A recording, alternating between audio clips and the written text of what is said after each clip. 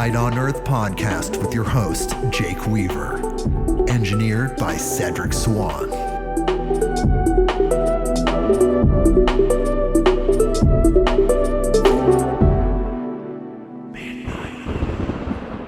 Hey everybody, we are back with another episode of Midnight on Earth. I'm your host, Jake Weaver, and we're here to bring you more knowledge, more light, and more love.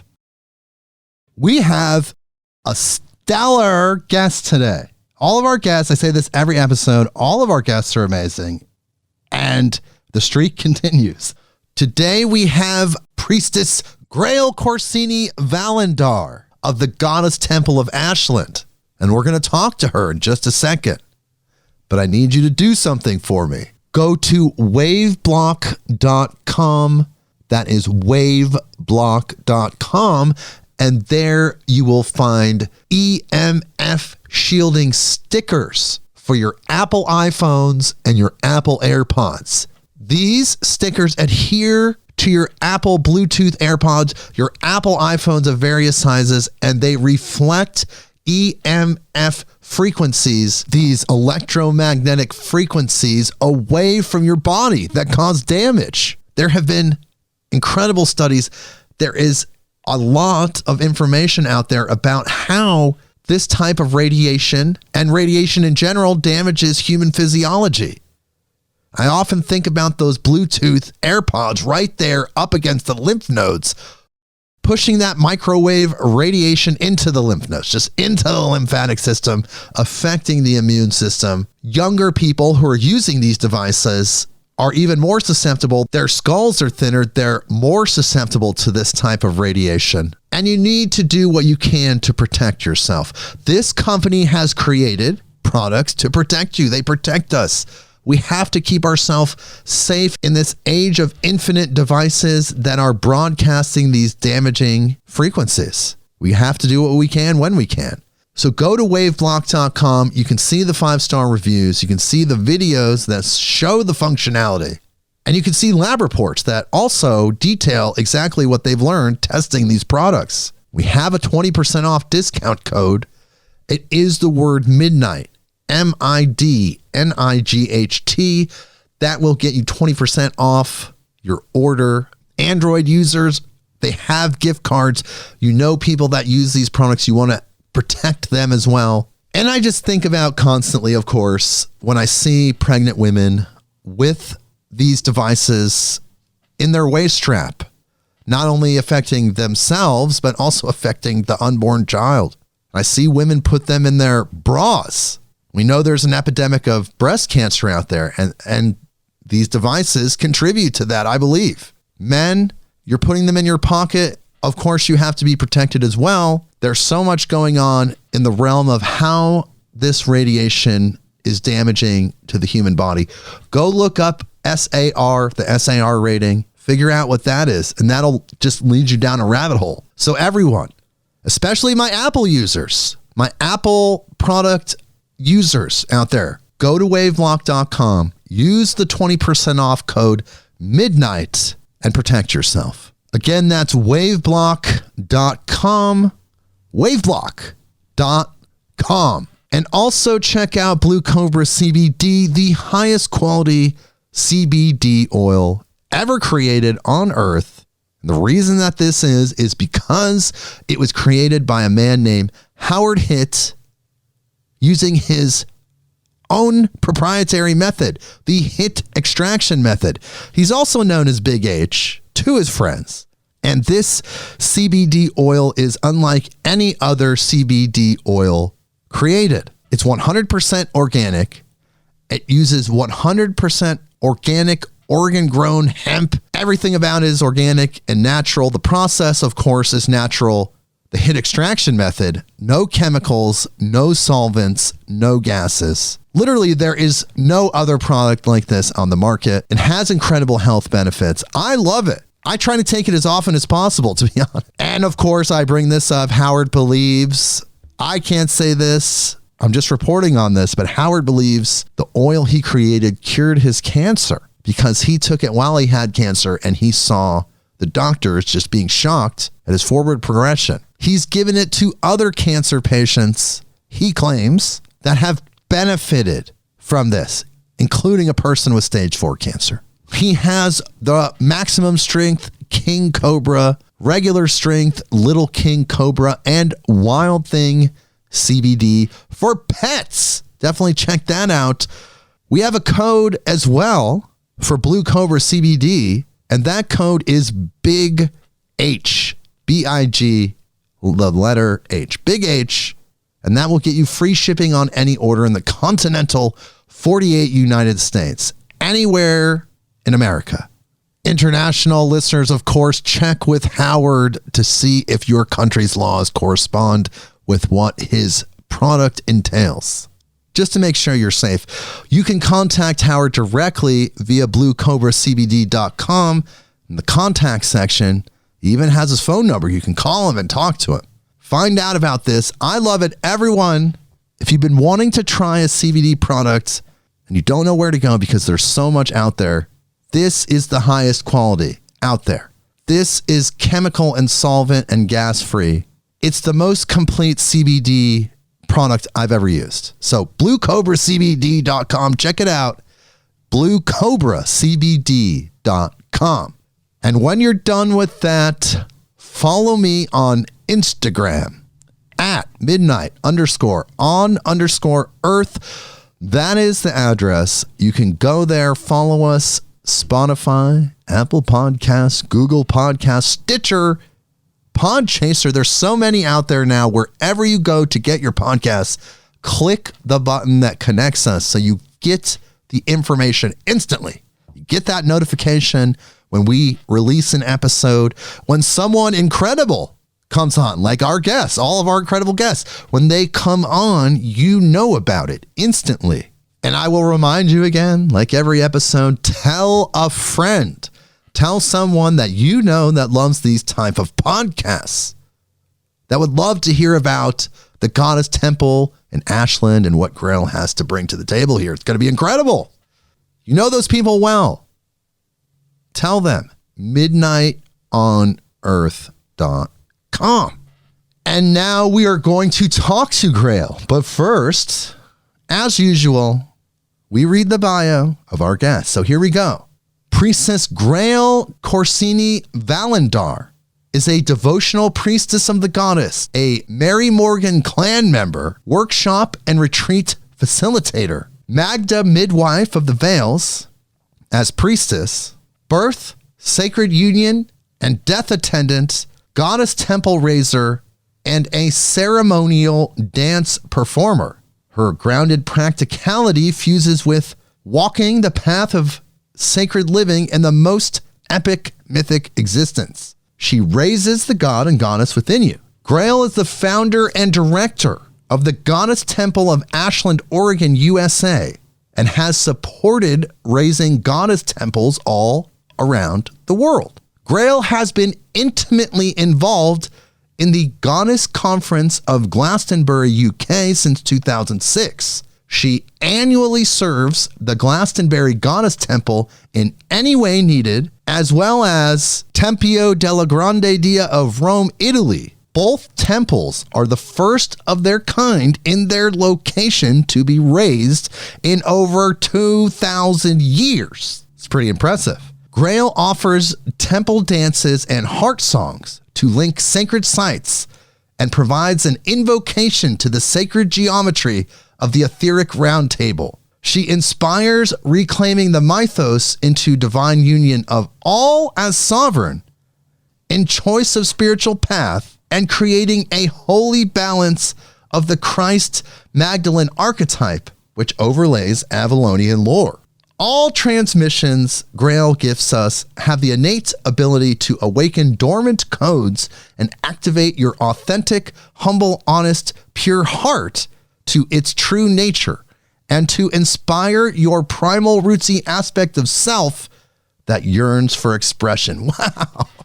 What an incredible bio. Graell, how are you doing today? Thank you for being here. Thank you, Jake. I'm super honored and I'm really excited to share with you what's been happening in my life and what got me to this place. But I just want to say that feeling the blessings of spring has been so delightful. Yes, especially in Oregon. Yeah. And it's really the pulse of the fruit blossom, the plum trees blossoming all around me, and the grass just growing an inch an evening. I just feel so amplified by the energies of spring. And so that's like, in total radical honesty, how I feel right now. Well, I think that you are in sync with the natural earth energy. And as that blossoming happens, that opening that happens in spring, the revival, it's so powerful. It's an energy field. I think you're just tapping into that. Absolutely. I completely agree. So we're here. I would love to share with people what the goddess concept is, because it's a term that gets thrown around quite a bit in spiritual, metaphysical, new age circles. Sometimes a man will describe his partner or a beautiful woman as a goddess, and then we hear about the gods and goddesses of maybe ancient Greece, ancient Rome, or the Hindu pantheon. But it's so much more than that. I want to help people understand what the concept of the goddess is. So can we start there? What is the goddess to you? Sure. Well, in my personal experience, when people, kind of label me as a goddess, or I'm walking up to the Goddess Temple and they're like, and here's the goddess herself, Lady Graell. That is not actually what is the comfort level for me. I am a dedicated priestess of the goddess. I made my vows on the Holy Isle of Avalon in Glastonbury, England. And my experience with the goddess is directly connected to the elements of earth, air, fire, and water, for without which we would not be. And the goddess as a generator, organizer, destroyer, and rebirther. That the energies of this empowered essence that runs through the seasons, that runs through life on planet Earth. And as a dedicated priestess of the goddess, I am in service to serve, protect, and provide for the many aspects of life unfolding. And so, yes, of course, we have these goddesses that are part of mythological teachings of Greece and Rome, and of course, many cultures. And as we acknowledge those original teachings, we get to really acknowledge within ourselves the psychology in all of it. It's just, these goddesses are representing aspects of ourselves. Right. And if we are going to worship a specific goddess that has specific characteristics, we are hoping to imbibe them ourselves. And sometimes there's either a power over or a power with mentality. And the way that I work with the goddess, it's that I have a direct communion with embodiment practices with the goddess, that the goddess is not outside of myself, yet I am in full awareness that I am in service to the pulse of life that she, the divine feminine aspect of generator, organizer, destroyer, and rebirther ensues. Wow. So really it is just the force of life itself, an embodiment and understanding of that creative power, but it's being filtered through the divine feminine. Would you say that that is accurate? That is absolutely accurate. Wow. Excellent.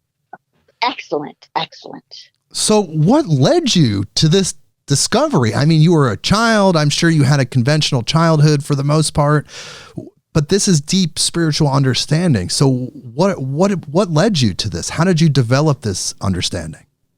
Yeah, well, in 1965, I was born into a very Catholic Italian East Coast family. Okay. I felt that, actually. Yeah, and I really learned how to pray. Let me tell you, I really learned how to pray in Catholic Church.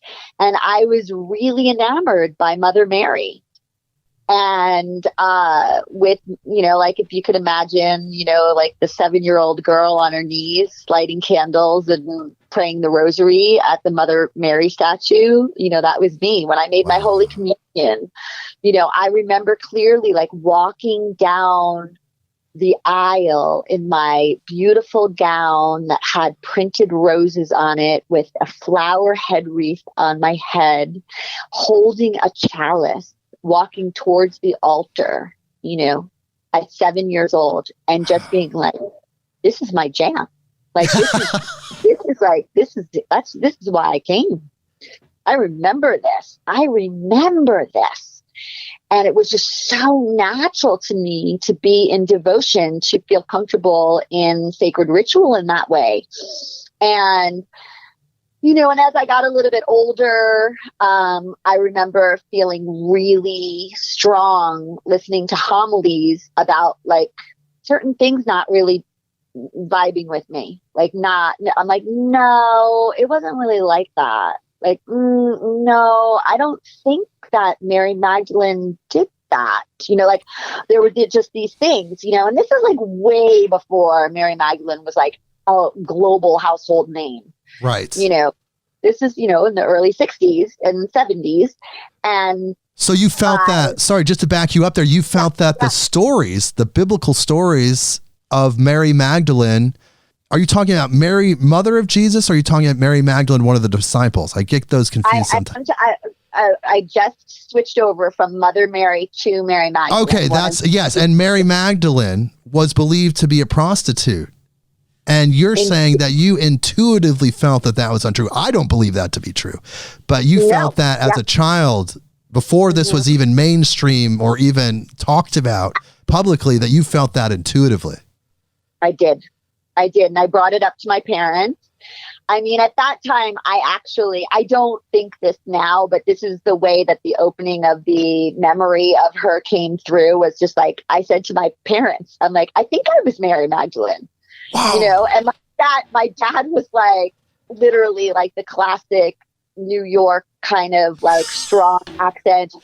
Great. My daughter thinks she's the whore in the Bible, and I was, Dad, no, it's not like, no, like you don't understand, and I didn't really even know how to explain, because I had such an intimate relationship with Jesus and Mary, Mother Mary, and Mary Magdalene from a very young age, but I didn't know how to explain it. I really didn't know how. And so as time went on, as it does, Jake, and I decided at some point in my teenagehood to go into the underworld and no longer attend church and discover other aspects of life. In those really crazy moments, while my life was all about sex, drugs, and rock and roll, I still said the rosary every night before going to bed. And I still had my rosary ring in my purse. So you still felt that connection. Oh my gosh. Felt that connection and like, oh my God, Mary, Jesus, Magdalene, please help me get out of this situation safely. Oh, wow. Okay. Like insane situations that I chose for myself to have my growth period at that time. And so, I still kept really, really strong with that. And then, as years passed, as I went to college in Boston, I had my dance and acting career in LA. I started to, what happened is my grandmother, my father's mother, crossed over, and she left me the exact amount of money for a kind of like a retreat that I sort of heard about. Like I was at a friend's house, I was looking through Whole Earth magazine, and I never saw anything like that. Again, I was just like really involved in the whole like wild LA scene, like with bands and, wow. auditioning for movies and television constantly. And, I was all over the place. I even was a Disney dancer. I danced for the Queen Mary ship. I had my SAG card, I did all kinds of stuff. And wait a second, just to back you up there, what was the name of the ship again? The Queen Mary. Isn't that interesting? Mary shows up again. Oh yeah, absolutely. Yeah. I just caught that. I'm sorry. I just wanted to hone in on that, but go ahead. Please continue. Yeah. So there was so many codes being like downloaded to like get me into the direction, get my memory installed. Right. Right. And so with this, when my grandmother crossed, she didn't have a lot of money. I mean, and I can't really remember how much she left me. I think it was $350.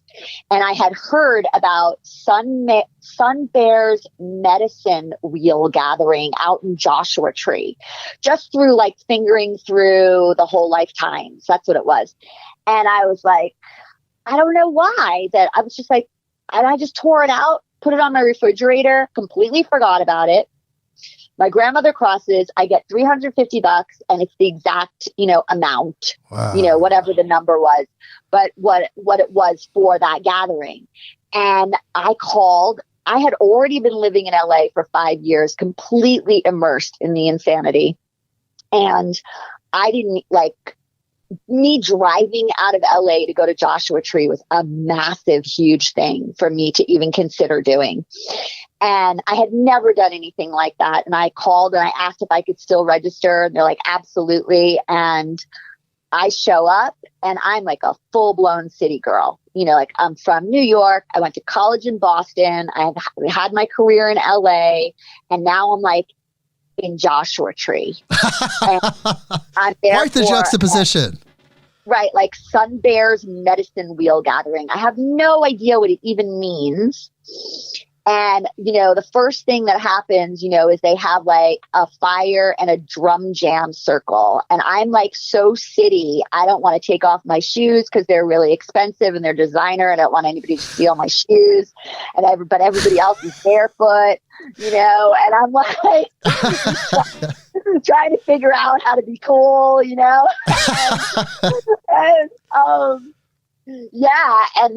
And then the story, like fast forward to like, I completely blast wide open. Like I have my first telepathic experience. I have my first outer body experience. I'm like driving home from that whole, I think it was a 5-day gathering. I'm driving home, and on the way home, I am completely visited by a mothership. I go from being visited by a mothership to staying in my room for days on end, not able to leave until my boyfriend picks me up, brings me to his place. And in the middle of the night, the ceiling opens and my starseed family visits. And oh my God. And then for the entire month of October, I have extraterrestrial visitations for the entire month. So tell me about the starship, though. That's so much. That was a lot in that little cluster of words there. But tell me about the starship experience. I mean, this is your first time. You are, like you said, you're a city person. You've been kind of in that frequency. You go to this retreat that's far different than what your previous frequency was. And then you're seeing a starship after this? Yeah. So tell me about that a little bit. How did you see this starship? What is the story there? Because I know there's a big story there. Okay, yeah. Well, first of all, I didn't even I wasn't, there's a lot of people who are like, oh, I want to be visited by a ship. Or they go out, and they go out and they look at the skies, they meet with a group and they do meditations, that was so not in my field. I didn't even know that like people would want to be visited by ship, you know? Sure. So yeah, I was driving home really late and I'm on the freeway and I was gifted a drum when I was at the gathering and I was playing the drum and I was singing Native American songs that were like, that happened at that gathering because there was like all these beautiful indigenous people and drum jams and, you know, like a lot of stuff that I learned while I was there. So I was just doing my drum while I'm driving. And there's this, all of a sudden, a massive starship, like massive, like in, like across the whole freeway kind of thing. Oh my God. And I hit my brakes because I think I'm going to slam into it because I don't understand. And meanwhile, super clarity, I did not do any plant medicine. So you're sober, as sober as the day is long, as they say. The whole time. There was no plant medicine offered. There was no Kool-Aid offered. You know, it was like I was completely altered by ceremony.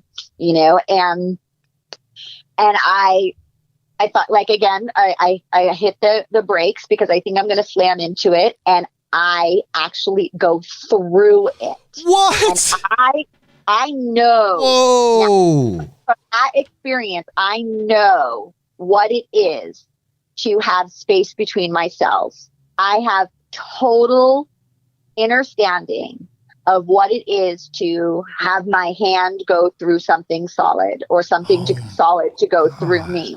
So when you're passing through the ship, were you able to comprehend visually any kind of anything happening on the periphery as you're going through it? Or was it just kind of this color blur and then you're on the other side? Yeah, it was more like that. Okay. And I was like, holy shit. I bet. Jesus. Right. And so then I'm like continuing to go and I'm trying to like grok what just happened. And then the next thing is a massive meditating Buddha, like massive.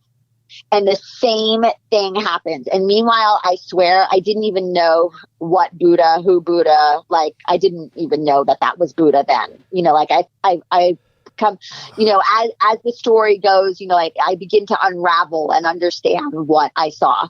And so the same thing, I went through Buddha. And then I'm just like really freaking out at this point. And then the next thing I go through are massive wings, not the body of a bird, but definitely bird wings. And the same thing, massive. And I've got to get off the freeway. I've got to get help. Something's happening. They slipped me something, you know, like what's happening? I'm like completely losing it. Every time I try to get off the freeway, I can't get off, you know, like it's the classic, like right out of a movie, like the steering wheel won't turn. And I'm like, okay. And so the only exit I could get off was the exit to my home in Park La Brea in LA. And I get off, I go straight up to my apartment. I lived with a whole bunch of people. Wild apartment, like a 2-bedroom apartment where loads of people live there.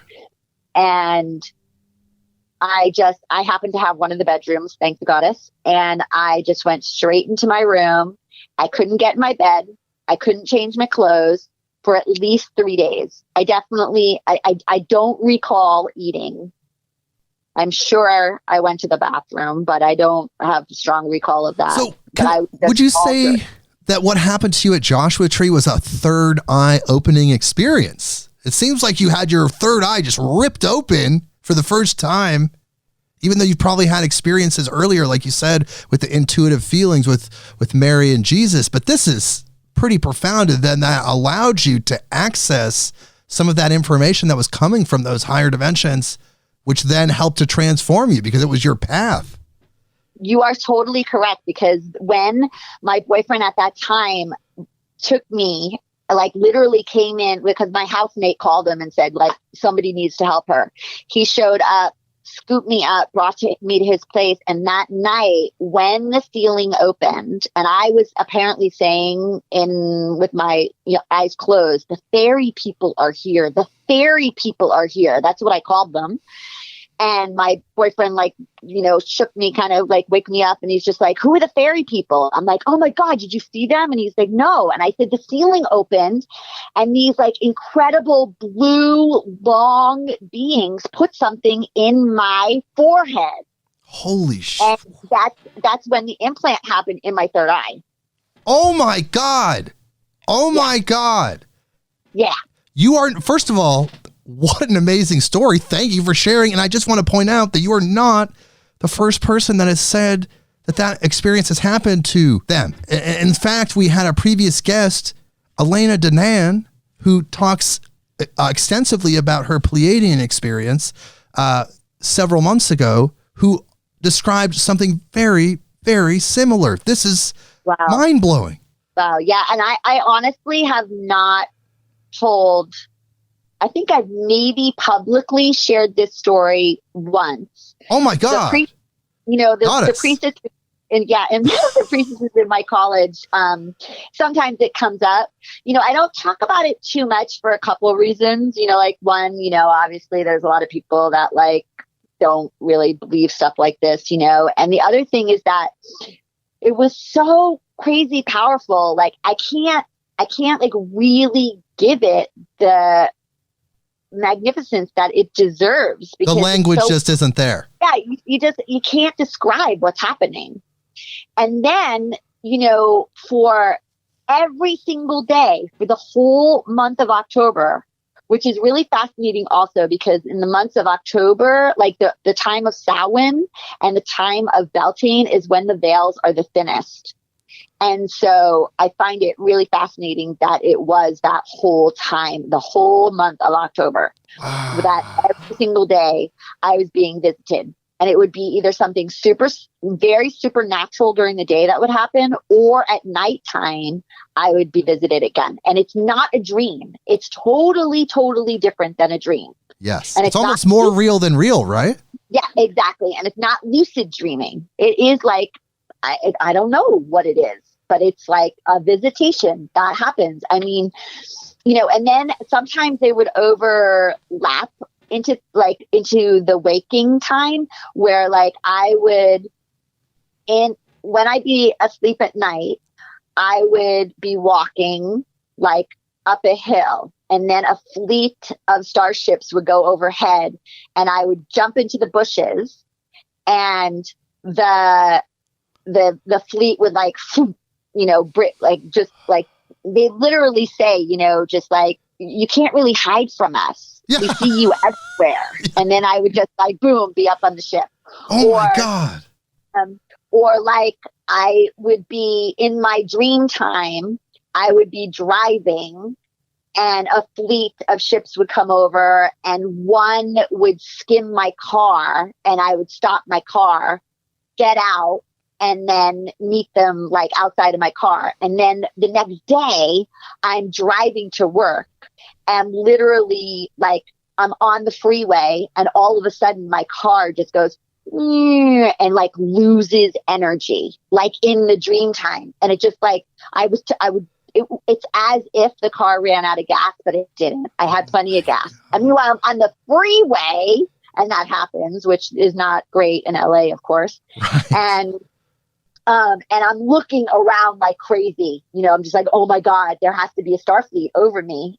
I can't see it with my open eyes right now, but this is completely repeating what happened in the dream time last night.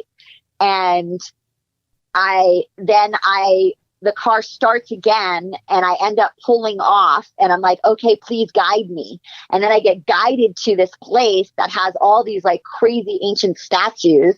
I get guided to this place that has all these ancient statues, and I walk to this one statue and have this full-on experience that this is a statue of a person that was my mother in a past life. And I'm talking to her I'm just channeling, talking to her, and a spider comes crawling out of her eye. Oh my God. It's a stone statue, and a live spider comes crawling out of her eye. I'm just like, I was tripping so hard on the experience. Like, obviously I was not tripping on any plant medicine or LSD or nothing, but like, I was just like, meanwhile, I was a dancer for Disney, and like the Queen, I'm a tap dancer. That was my job, a tap dancer on the Queen Mary ship. So you had a very conventional life. This is all coming from what you would consider, most people would consider a very conventional life, a very conventional upbringing. And then you're unlocked. I mean, this is clearly a definite shift. It's mind-blowing. And like you were saying, all of this happened after you got that implant, that third eye implant from your starseed family. It really started to kick up after that. Yeah. And so then how does that segue into the goddess understanding? Because now this is something that's beyond God and goddess. This is even beyond earth. This is multidimensional and really just in sync with source. So then what led you then even into that path after having that experience? Okay, well, next chapter, I go on a camping trip. My next big leaving LA, thing was to go on a camping trip with some friends, not even anywhere major. We went to the Angeles Crest Forest, of Los Angeles, the Angeles Crest Forest, and we smoked mushrooms. Whoa. Like psilocybin mushrooms. I didn't even know that was a possibility. I'm not recommending it to anybody out there, waiver. But I guess we were so clueless. We didn't know you were supposed to eat them. It sounds like it worked though. I went on a journey beyond measure. Wow. beyond measure. And I found on my journey, many, many different things happened.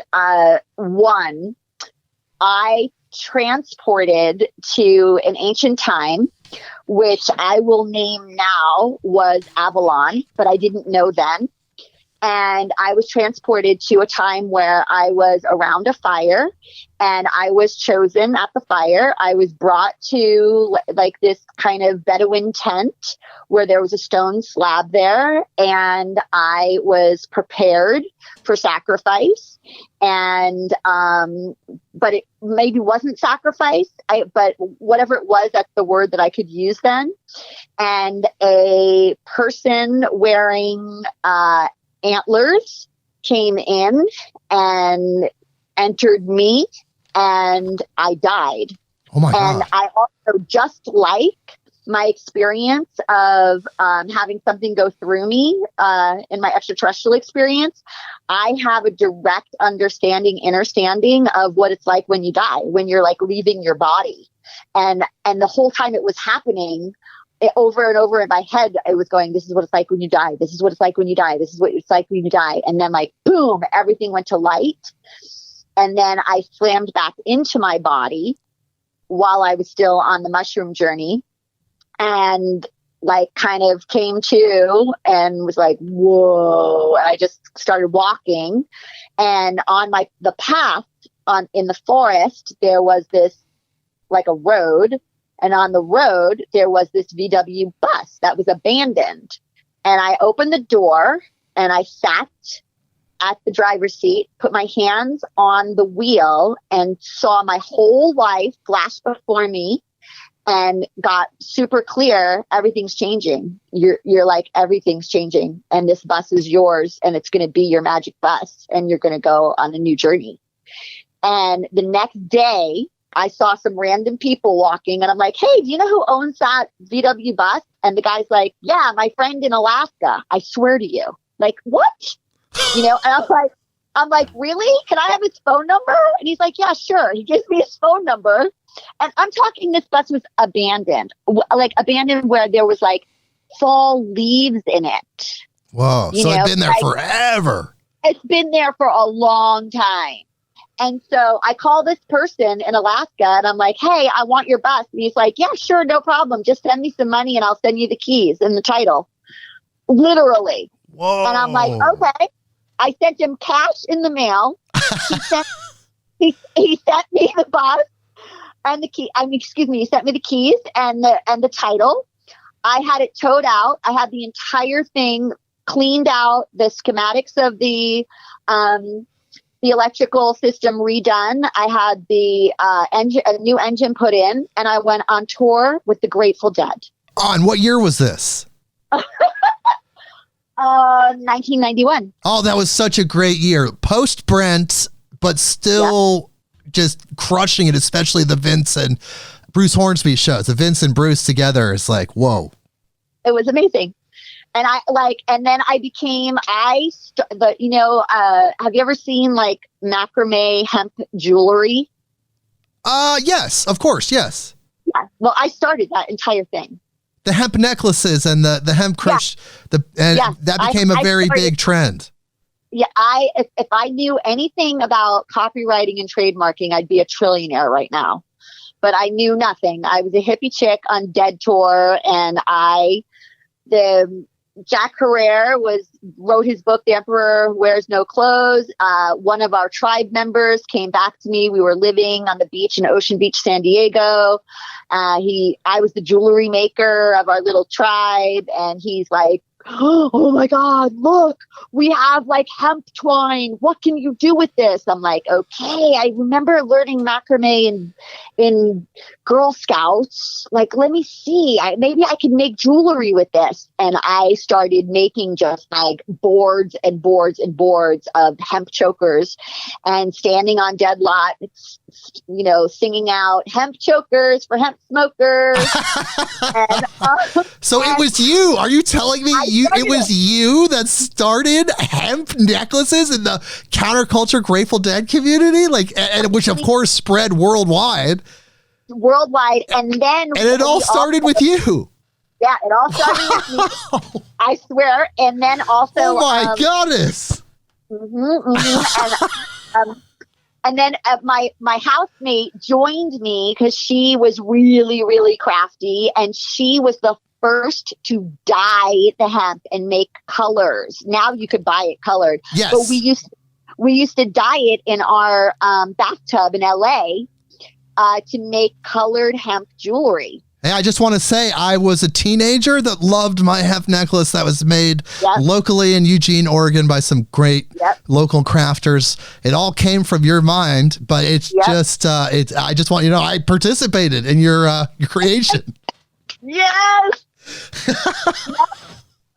They were beautiful. They looked beautiful once people started adding the beads and then the glass beads and then the tourmalines, and it just got so gorgeous. And then, you'd see the person with like 12 of them. Yes. And then we made them for pets. Oh, yes, of course. The whole thing for the pets. Yep. Yeah. Wow. Little side journey there. That's just amazing. Well, it's so powerful. This could be a whole other podcast, but it's so powerful the effect that the Grateful Dead community had on the earth. Counterculture, spiritual development, metaphysics, everywhere. It was spread like wildfire. It was truly a traveling mystery school in itself. Truly, truly. And then on top of that, I started attending rainbow gatherings. Whoa, which is a whole different level.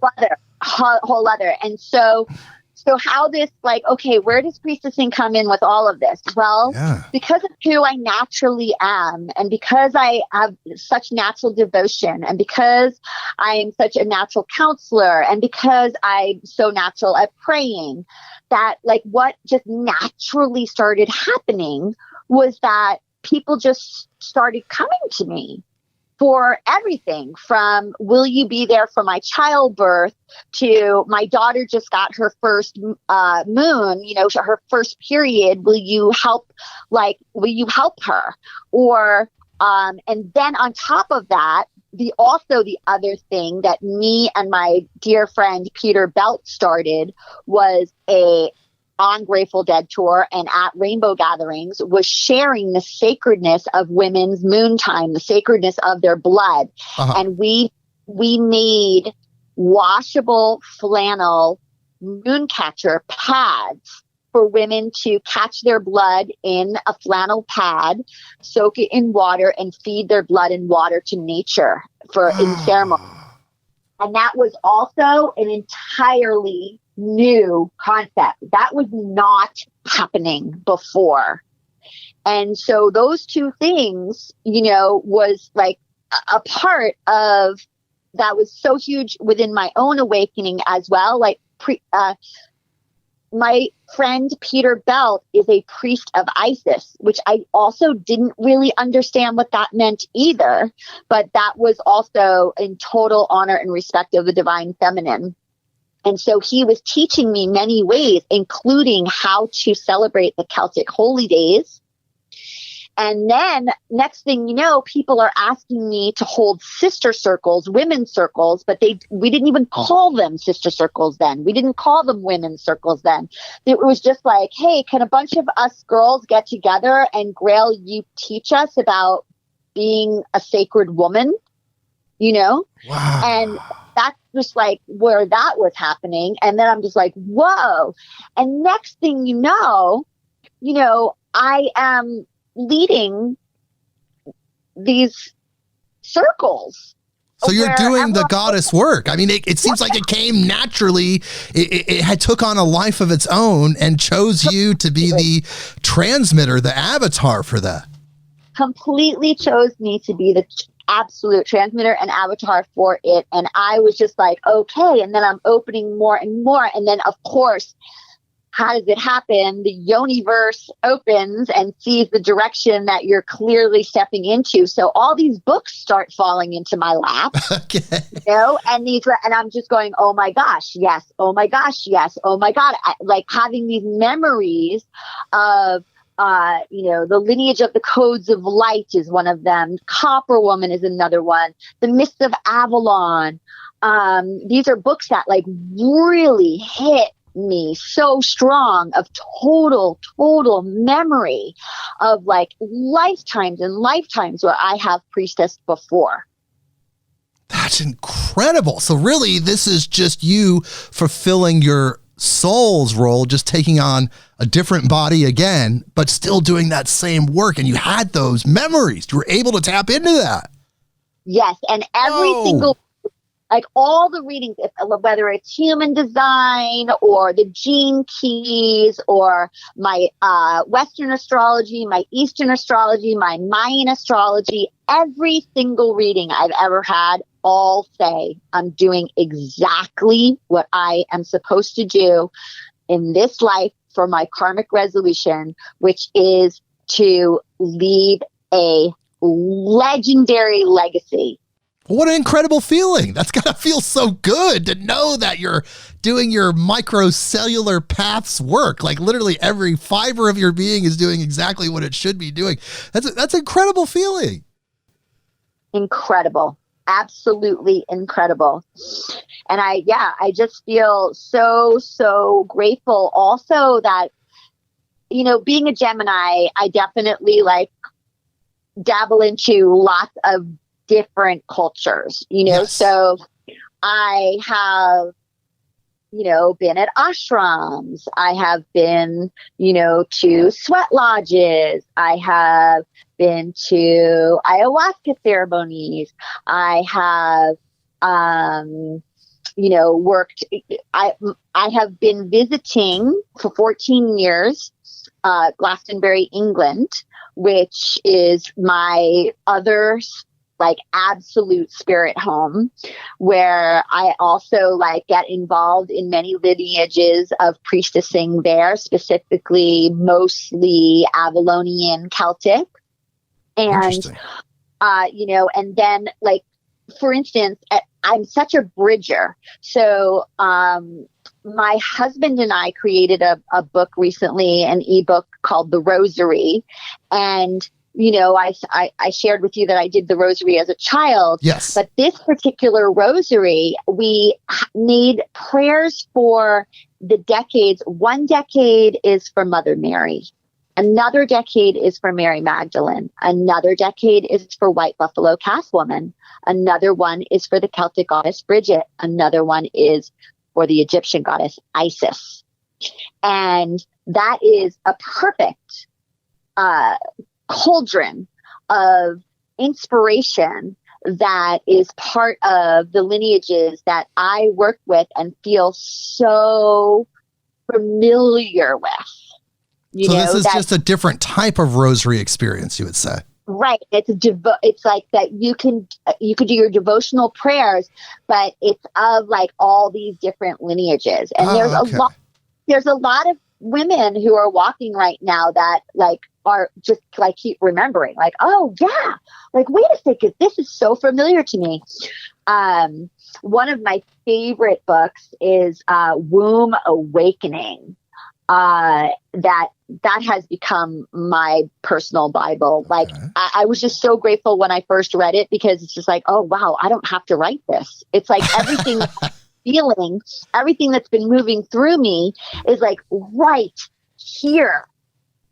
I feel just so incredible about how blessed and graced I have been, that it's kind of just all like been in my lap. Wait till after you graduate this lifetime and you get access to the full memories of your previous experiences, because you become that higher self again. And then you remember all of that. It's just going to be another profound experience. But what year then did you found the Goddess Temple? Well, and how did that start? Let's talk about that. Yeah. Well, first of all, in 1995, I gave birth to my daughter. All right. And that right there was, I didn't, I know that there's many women who choose not to have a child or can't have a child, and they can still have such, of course, access to the goddess. But like for me discovering my womb in an entirely new way as a goddess temple.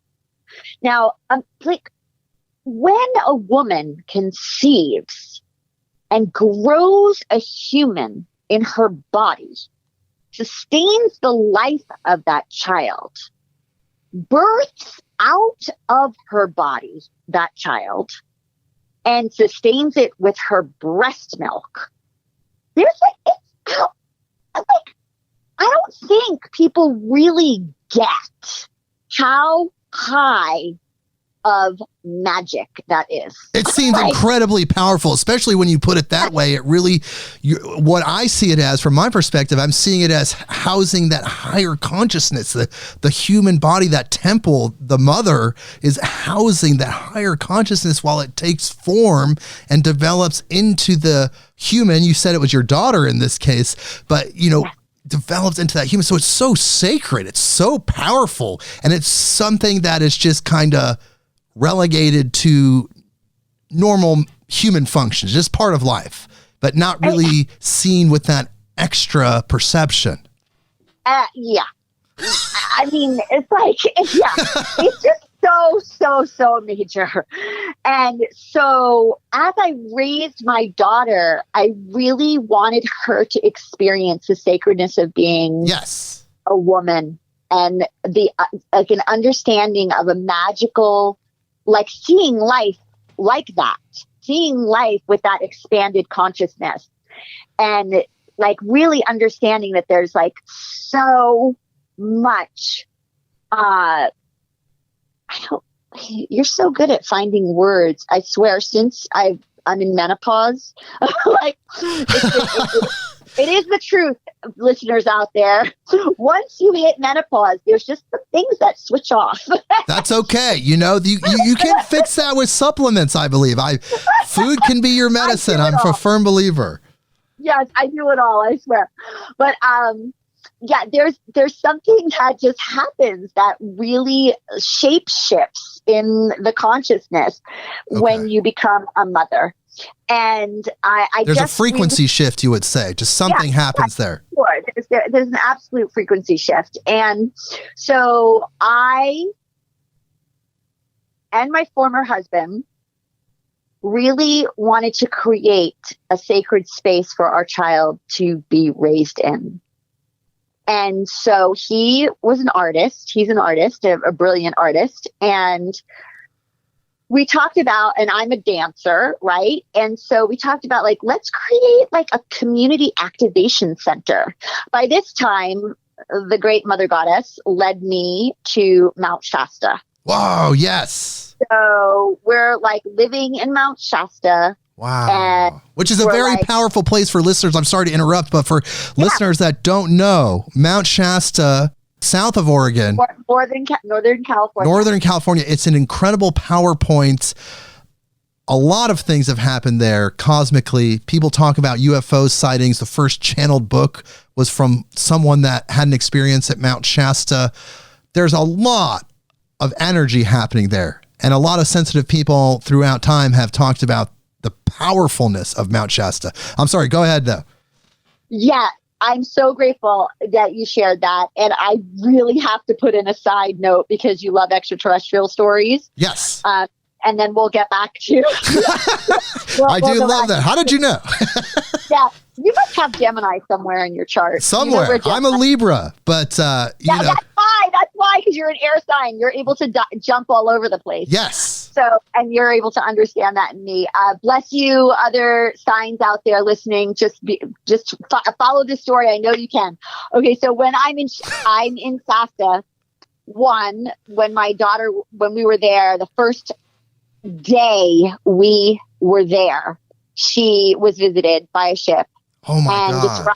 Described everything in the morning, and it was phenomenal. But what I'd like to share is, this is really fun, is that I was pretty much beamed up onto a ship, and I was at the welcome station, and at the reception desk, we're just going to call it, you know, like I said, we don't really have words for these experiences, but I'm just like kind of putting it in words that everybody can understand. And I'm at the reception desk, and they put up, they're like, "Hey, welcome." And they put up on the counter, 3 different kinds of shoes, you know, and they're like, you have to wear specific shoes, you know, special shoes to be able to stay on the ship. What are you going to choose? And I chose the ones that kind of look like Doc Martens. And I put them on, and they said, "You're welcome to look around." And I turned around, and there was a huge, huge window, like massive. And I looked out the window, and there were all these fields of food growing, like massive amounts of food. And I turned around, and I was just like, "Whoa, you guys have a farm on your ship?" And they said, "Yeah, this is an ag ship." And I said, "What's an ag ship?" And they said, "Agricultural." And I said, "Oh, okay." And then I went towards this door that kind of looks like a elevator. And the doors opened. I stepped inside. The doors closed. They immediately opened again. And I was someplace different on the ship. And when I came out, there was a circle of all these beautiful people playing music. Like everybody had an instrument, and everybody was harmonically, beautifully playing together. And my friend named Rafael happened to be on the ship, and she handed me her guitar.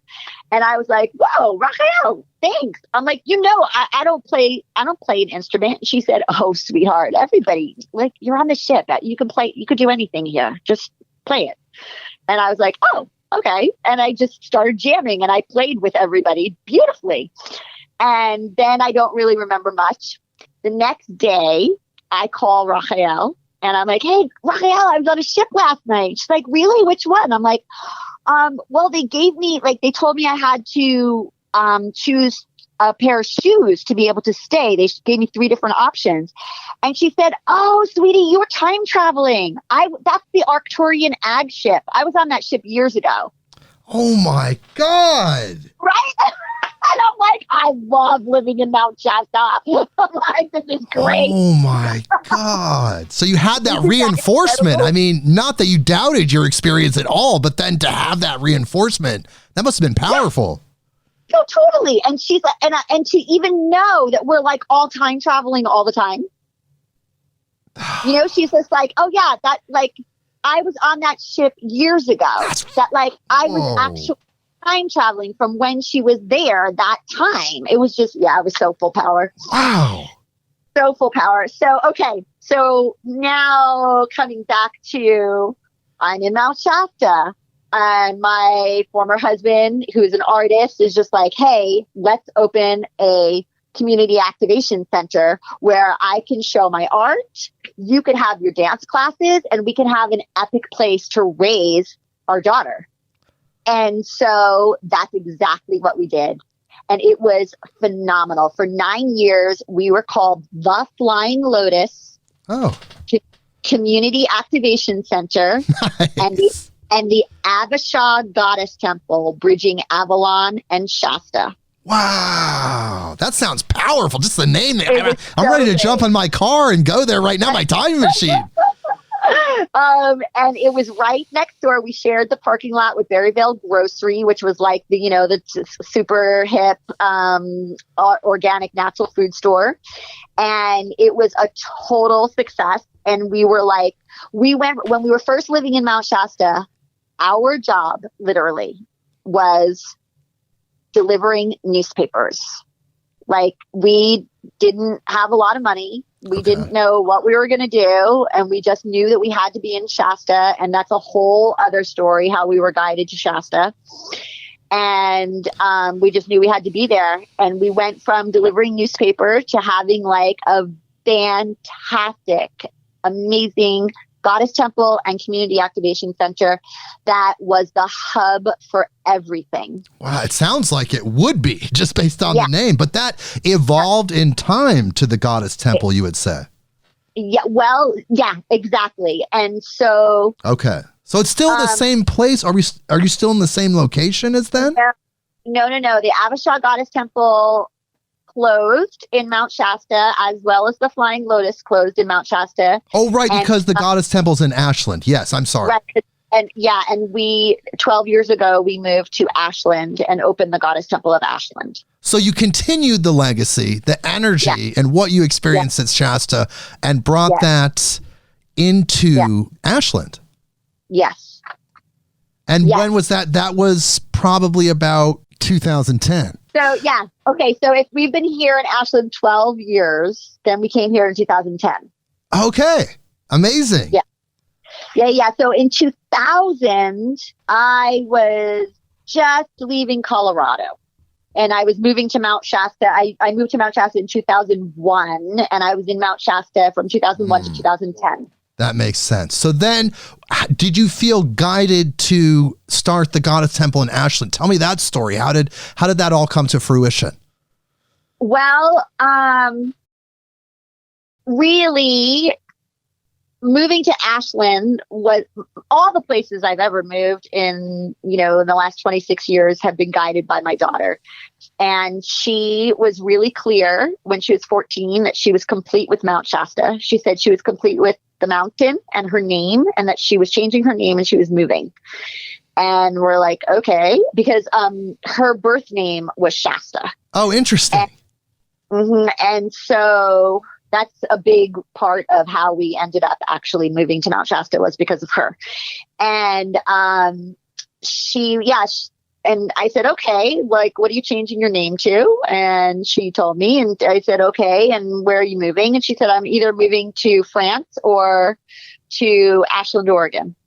And I was like, okay. She's 14, but raised super empowered and super clear. Like she manifested 3 horses on her own by the time she was 10 years old. She was just a total powerhouse. And so we were like, okay. And I just said, you know what? Find a family to live with in Ashland and we'll visit you on the weekends, because we're never leaving Mount Shasta, And she was like, okay. And she did. She found a family and she bypassed the waiting list at the high school for the alternative program because she's like a brilliant writer. And just, it happened. It just unfolded. She found a single mom who needed help with her boys and she moved in with her. And next thing you know, we're visiting her on the weekends, just like I said. And we were at the farmer's market one time here in Ashland. And a couple came up to us and were just like, oh my God, are you guys moving to Ashland? We really oh my God, are you opening up a Goddess Temple here? We need a Goddess Temple here. And we were like, no, we're never leaving Shasta. Sorry. And our daughter looked at us and said, "Hey, you guys, we moved to Shasta to activate the community, and the community is activated. So why don't you guys move here and activate our family more?" Wow. And it was just, it was one of those moments where we were just like, okay, I guess we're moving to Ashland. Well, she had a really good point there. I mean, you did. It seems like you did the work, and now you have to go somewhere else to do more work. Completely. And so we took it really serious, and it was very, very trying on the entire community. 60 people moved when we moved. And for Mount Shasta, a town that has 2 traffic lights, for 60 people of the alternative community to move, that was a big deal. And so did they follow you to Ashland? Some of them followed us to Ashland. Others went to Hawaii, to Sedona, did a little bit of vortex hopping. I see. And yep. And then the town slept for 10 years. Mount Shasta is just beginning to awaken again with community activation. It was crickets for 10 years. Wow. So you were really holding down the energetic anchor there. Absolutely. Absolutely. I mean, and it was rough. Every time we went to visit, people were crying. Like, when are you coming back? We really need you. Please come back. And how it's being reactivated is by my priestesses. Oh, great. Over the years that I have trained priestesses here, and those that have chosen to move to Mount Shasta or came from Mount Shasta to have a training and go back, they are totally popping, doing such beautiful, all kinds of offerings, ceremonies, events, are available to the community to serve. It's really, really, really a beautiful, again, what's come to fruition from the seeds that have been planted. Yeah, it seems like the circle is complete, and in a way it is you, or at least your teachings over there. So your spirit is there, even though you're in Ashland. Totally. And I'm an elder, I'm coming June, I'm going to be 57. Oh, wow. And it's really appropriate for me to be passing the wand, right? Passing the torch, passing the staff, passing the sword, this is the work. And so it's just so, so beautiful, and within all of this move and within all of me,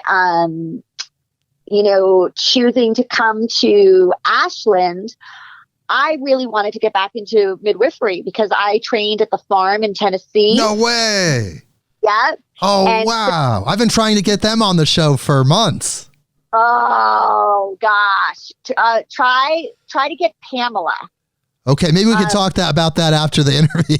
Yeah, focus on Pamela. They're things, of course, but they're just as busy as all of us. I imagined that's exactly what the case was. It was an incredible experience. So I trained there to be a midwife assistant. And so I heard that there was a midwifery school in Ashland. And I got really excited, and I was just like, all right, well, maybe I came to Ashland to get back into midwifery in a bigger way. I was already assisting on births like crazy, in Mount Shasta and in Colorado, et cetera. But I thought, all right, now it's my time to be the midwife and not the assistant. And I prepared myself to visit the school. And when I showed up, there was a sign on the door that said they had closed. And I was really heartbroken. And I literally went down on my knees crying. And I was like, oh my God, I left my temple. I left my community. And now, there's no midwifery school here. What am I going to do? And I am very close with the goddess Bridget of the Celtic Isles. And she comes to me in a very strong way. And she said, Graell, you have to start, you have to open a goddess temple here. And I was like, oh my God, no, it's too much work. It's too much work. And she said, call forth 19 practicing priestesses. And 19 is the number of Bridget. Call forth 19 practicing priestesses, and the rest will organically unfold. And I said, okay. And I agreed to it. And then I had a dream that Ganesha came to me in the dream time, the Hindu god Ganesha, and he was like, jumping from shoulder to shoulder, like a very small, like baby Ganesha version. And because I really wanted to find a Catholic church and transform it to a goddess temple here in Ashland. And that, I thought that's why Ganesha was coming, to help me remove obstacles to find the Catholic church to transform to a goddess temple. But that wasn't the case. Ganesha was like, nope, and showed me a vision of the Ganesha statue at the Jackson Wellsprings, which is an amazing event center and warm mineral springs spa with campground and RV park in Ashland, Oregon. And I thought to myself, what? I had been to a couple festivals. There was Peace Village and In Lakesh used to happen here that I would come to from Mount Shasta, and I was like, what? Like, how? What? Like, I couldn't see it. My eyes couldn't see it, but Goddess could see it. And so I called the office and I asked if I could speak to the owner. And the owner happened to be in the office at that moment, Jerry Lehrberger. And I said, hey, I have this vision. I'm wondering if you'd be cool about it. And he's like, let's talk and meet in person. And I showed up and shared with him my vision. And my original vision was this goddess temple would be a birth center. Oh, wow. That's very powerful. Where women could come and birth their baby at the altars of an earth, air, fire, water altar. So they could birth like in a kiva under the ground, or out in the air, or at the fire, or that sounds very intense and powerful. Yeah, or in water. And so he really loved the ideas, but he let me know that we're actually sitting on an aquifer and you dig 3 feet down and you hit water. So a kiva, like a kiva was absolutely not an option. And he said, having a birth center is a massive liability. And like, there's a lot more than you could ever imagine that would go into that. And I'm not sure if we're really up for that. But I do want to remind you that you are actually already at a birthing center, because the water, people come here to rebirth in the holy waters here. And I really value you, and I value what you have, your vision and what you're bringing and what you've done. And let's walk the property and see where we're going to put your goddess temple. Wow. Whoa. That's incredible. Like, yeah. He said, we've been praying for the goddess to come, and here you are. So let's do it. Wow. So, we walked the whole area, and then at another time, a lovely priestess that came with me from, who eventually moved from Mount Shasta to Ashland as well. Her name is Ruth Rhiannon. It was her who really had the strong vision for it to go in the back meadow at the Wellsprings. But when I made the walk, I didn't even think about the back meadow, because the back meadow was like covered in blackberry, teasel, thistle, poisonous hemlock, trash from a former flood that happened, that the blackberries, just grew all over. It was just like a massive job, right? To consider the goddess temple to be back there. But it actually was in alignment with Jerry Lehrberger and with the spirits of the land. It was just like, yes, this is where it has to go. And 19 practicing priestesses and volunteers from all over the place came to help us clear space to create an entire goddess temple sanctuary that holds a fairy ring, a standing stone circle, that under those stones are stones and bones and leaves and twigs and feathers and land and water that I brought back from the ancient sites in the Celtic Isles. There is a beautiful island with a moat around it and an apple tree called Apple Island. That is our Avalon Garden Sanctuary as well. We have a food garden. We have a fire guardianship circle. We have a womb hut.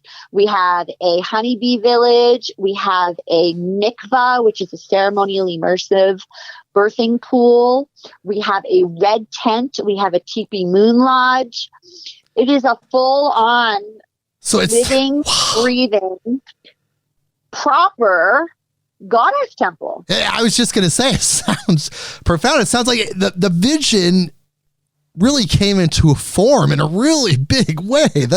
I'm still trying to process all the things you just said. That's huge. You should be really proud. Not that you want to have egotistical pride, of course, right? And just like, but you should be really proud of what you've done, like, and what's come through you, and the work that you allowed to come through you by agreeing with it, and all the things that you've attracted. It's incredible. It just shows the power of the human mind and a person on their path. Yes. I swear, Jake, it is just like how everything has just come in. It's just everything was donated. The dome was donated from Pacific Domes. The Teepee Moon Lodge and the Red Tent was donated from Red Sky Shelters. Everything inside, everything was donated. Wow. I'm not a trust funder. I didn't have like massive money in the bank. Like we definitely, like any extra money I've ever had goes to my daughter, goes to my education, and goes to travel. Just furthering your development as it should. Exactly. And everything is by donation. Everything. And I am so grateful for all those people out there who has helped sustain this temple, who come to work parties. Because, if you have this sanctuary, like it takes, like, we have to mow the lawn, we have to like weed the garden. We have to like take care of the altars. We have to refill all the candles. Like there's like stuff that we have to scrub the mikvah. Like there's stuff that has to happen every day to upkeep, and that is all done through seva.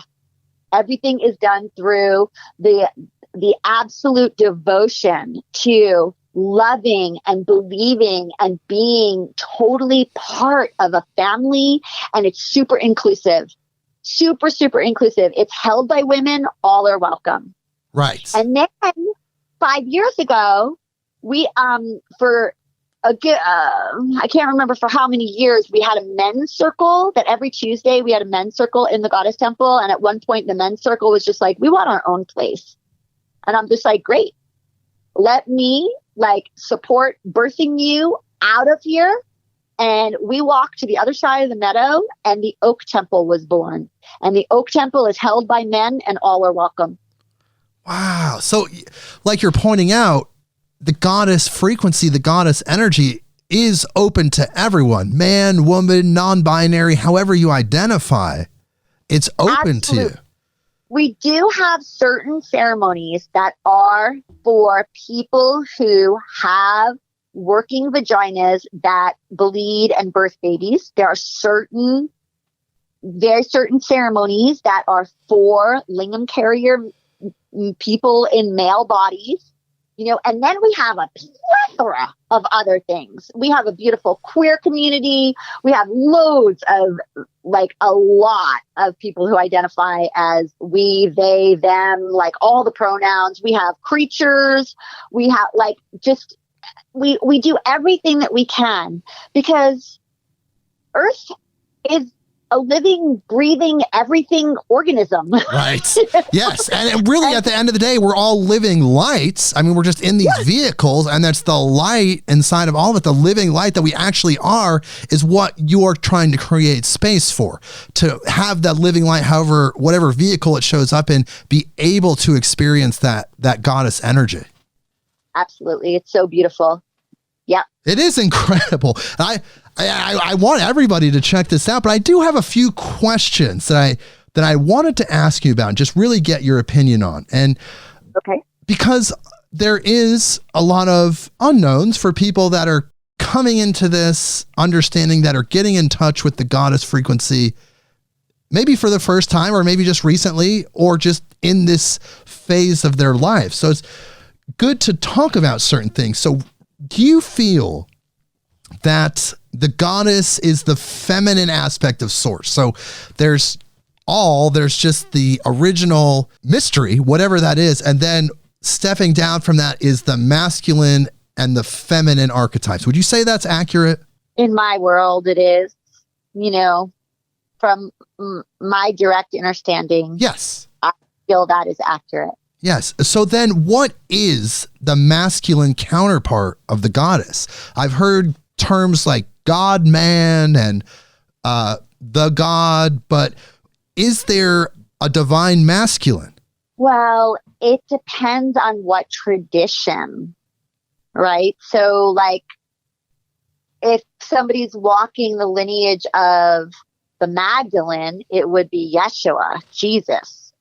You know, if somebody's walking the lineage of the Celts, it would be the divine consort of the Lord of the Wood. You know? So it just shows up in different ways, but there is this kind of masculine archetype which contains the male essence, I guess you could say, of the divine which would be God. Yeah, which would be God. God. Right. So you're saying God and Yeah. goddess, but then what we're saying in our belief structure, my belief structure, I know I believe this, and you're saying you do as well, that stepping back is just source and just all, whatever that great mystery is. The all of everything that is, indeed. Yes. So here's something I've actually wanted to know about from your perspective, and you can tell me, are men with a very strong sexual attraction to women misinterpreting their feelings and actually have a strong pull towards the goddess frequency? Oh, I'm so glad you said that. I will let you know that at the very beginning of me having a goddess temple, there were some really concerning messages sent to me, or men showing up thinking that they were going to have some kind of a sex menu. And I'm God. like, what? You know, like, I'm like, why would you think that? And then I started to, like, you know, in my sweet little ignorance, I started to do some research. And it even, like, back in the day when I was looking for images for flyers for the Goddess Temple, and I would research images for goddess, what would show up were like these pictures of strippers or exotic dancers and things like that.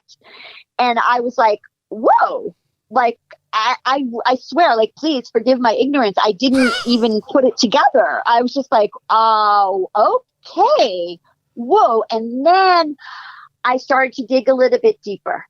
I started to dig deeper because I had to look at, you know, there's a lot of times we, you know, like shove our head in the sand or are ignorant because of just, you know, our environment, etc. Sure. But I knew that these messages were coming towards me for a specific reason.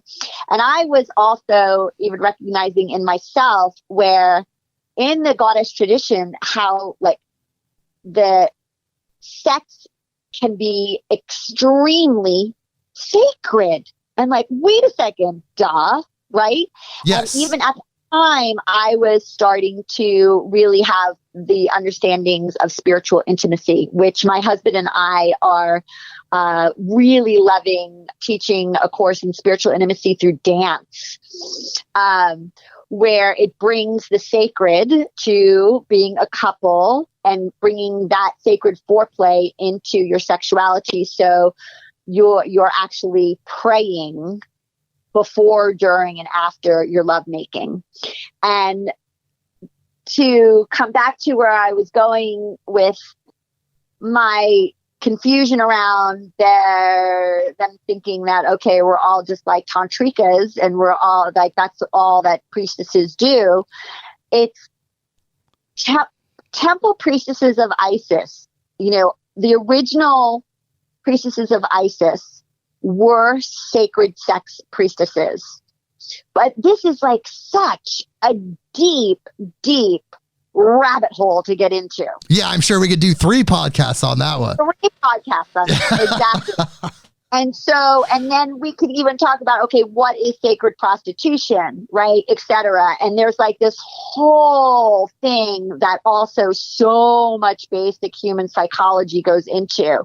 So it's like a really, really large rabbit hole. Sure. And I would love to just like kind of pinpoint that the goddess temple that I have always worked with and the 2 goddess temples that I created are not about anywhere in either one of them had or has a sex menu, and that we do absolutely are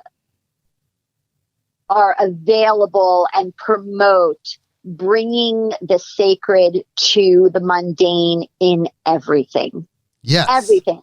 And this brings me to like my training of midwifing the veil. This is teaching priestesses to be present in a very empowered, clear, holistic way for childbirth, first blood, divine union, marriage, parenting, divorce, sovereignty, death, and rebirth.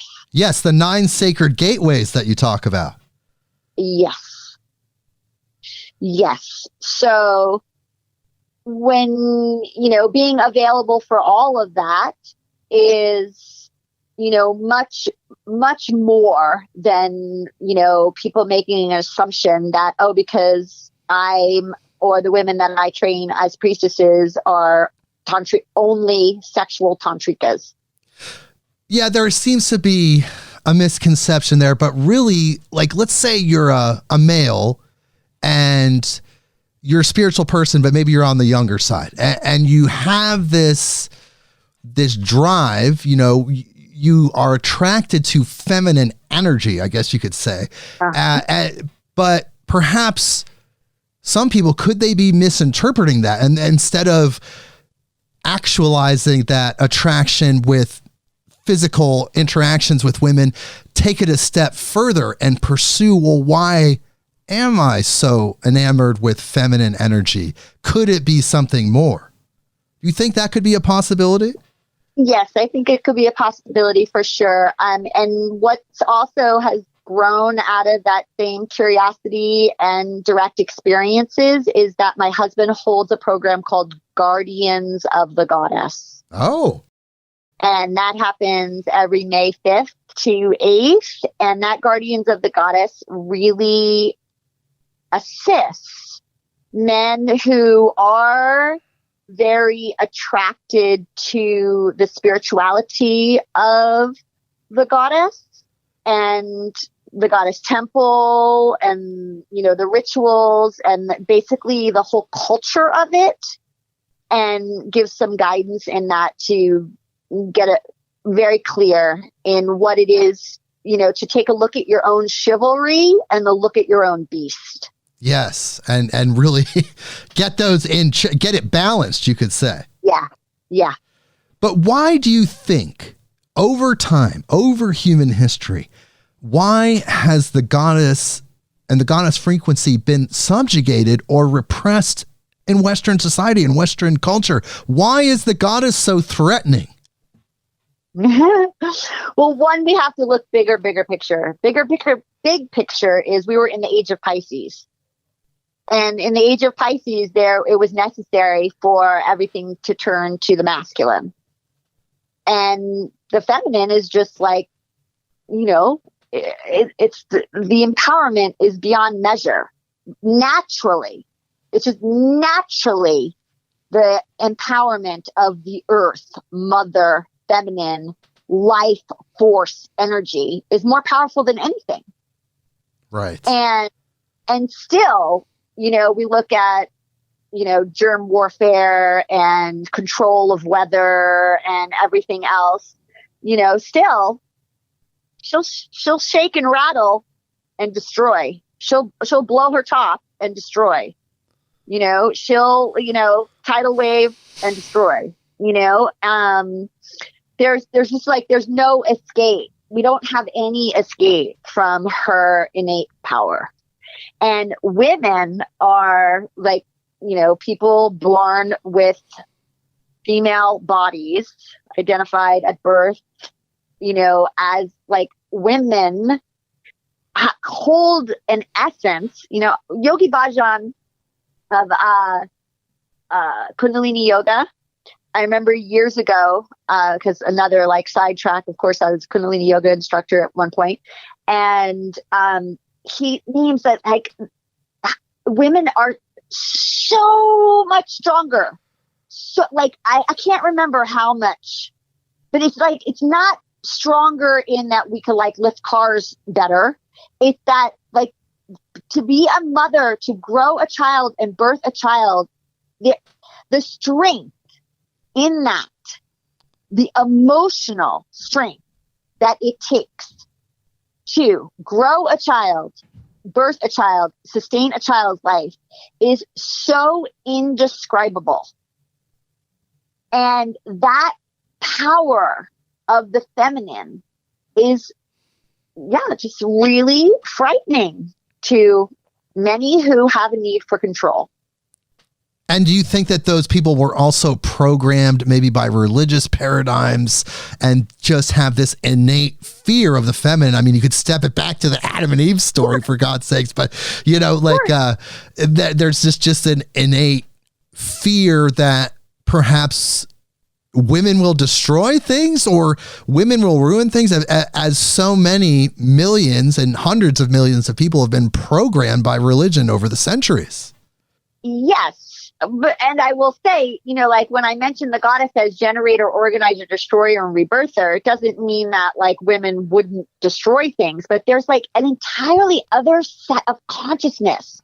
Like the destruction is more about like destroying what no longer serves and then rebirthing to bring health, vibrancy, not destroying things to create more poison, more insanity.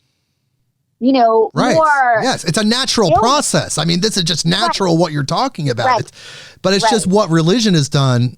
And I don't think, is any religion innocent of this? Maybe Buddhism? I'm not even sure. But it seems like women have been oppressed in these religious beliefs. They've been subjugated to lower roles and treated in an awful way, I feel like. Well, I mean,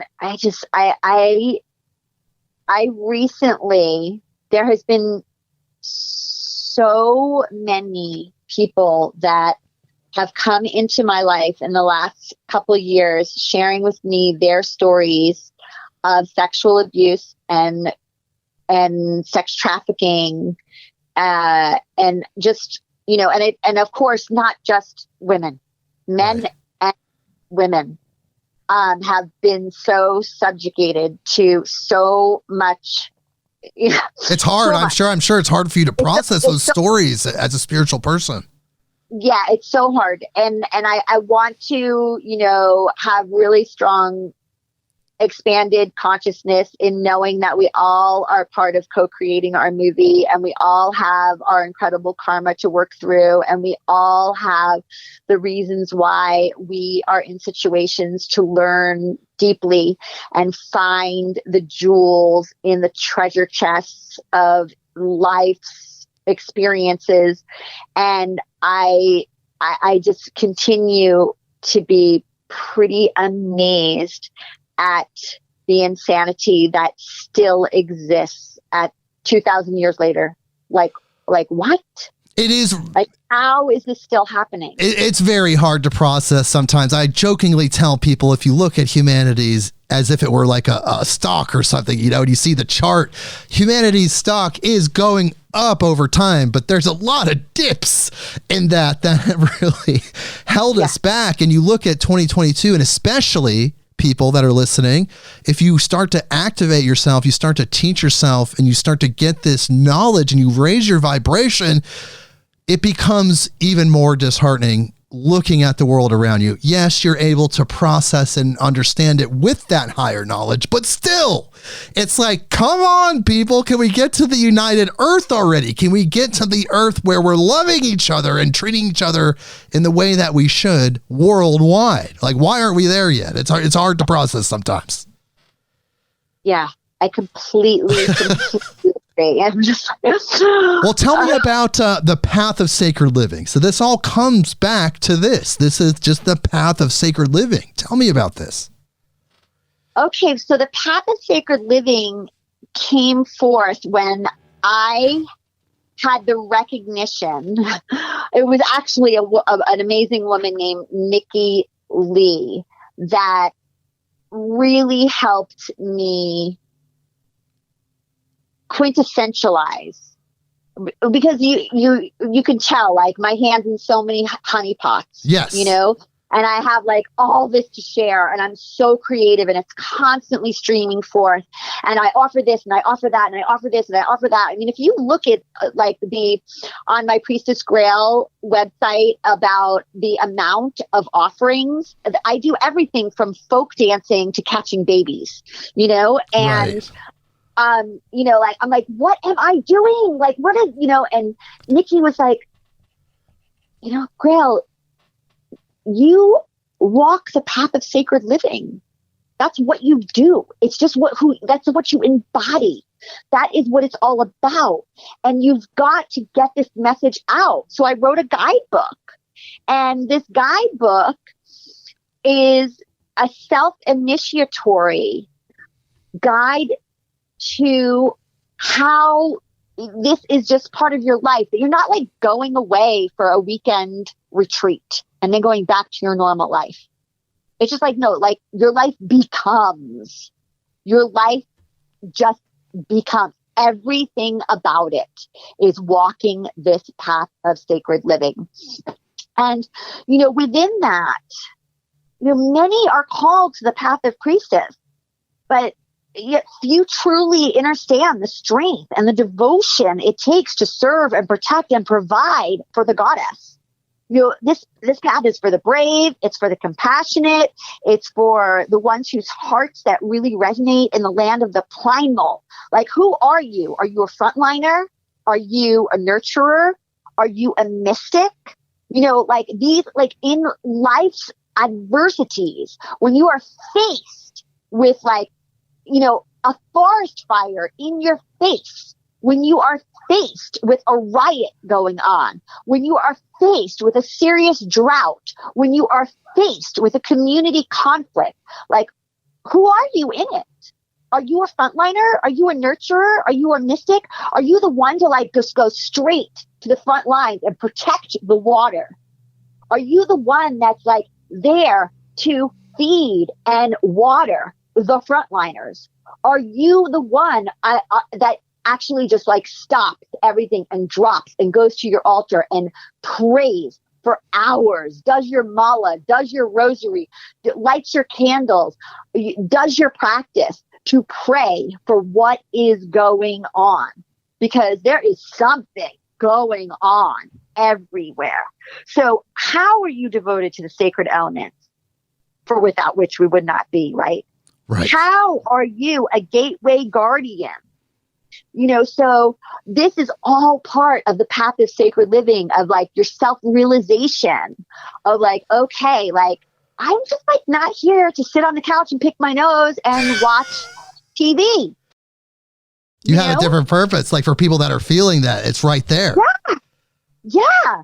You know, and, like, when you have these wake up moments, like, the path of sacred living, like, really helps you to direct, like, okay. And that's where Priestess College comes in. It's so cool. I mean, I can't even begin to describe what it's like to have these women for 13 days straight, 10 o'clock till 10 o'clock at night, 10 in the morning till 10 o'clock at night, fully immersed, sleeping together, eating together, praying together, playing together, planting together, dancing together, you know, singing together, like, so powerful. That the fall is for 13 days. The spring is for 19 days. Yes, and that's starting April 15th. That's actually coming up fairly soon. Exactly. Yep. And so I'm super excited. We have an amazing group of women. We also have the summer for 3 days, and we have the winter for 9 days. So we have a 13-day, 19-day, 3-day, and 9-day programs and they're all totally different.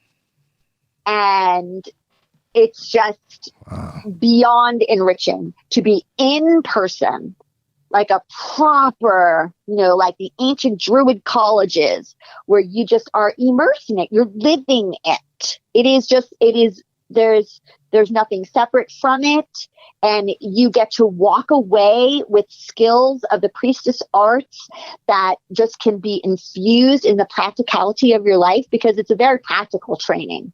I mean, I have girls in there who have never built a fire, don't know anything about chopping wood and carrying water, have never planted anything in a garden, that don't know the first thing about anointing someone before ceremony, don't know anything about the very, very basics of holding a ceremony, right? And to be able to do this and have practical practice while we're there, because we also at all these trainings have the opportunity to work with the community. At fall, we have a beautiful Samhain ritual that culminates at the end of the fall training that our priestesses gift to the community at large. And at spring, we have our Beltane. We have a 5-day Beltane gathering. Wow. So this is actually stuff where if people want to further this knowledge, they feel attracted to it and they feel resonant with it, they can look deeper. You provide that space. I guess this is the part of the show where we tell people where to find you. And they can find you at the Goddess Temple Ashland.com. That's the first place. That's the first place. The second place, priestesscollege.com. The third place, priestessgraell.com. Yes. And then, of course, midwifingtheveils.com.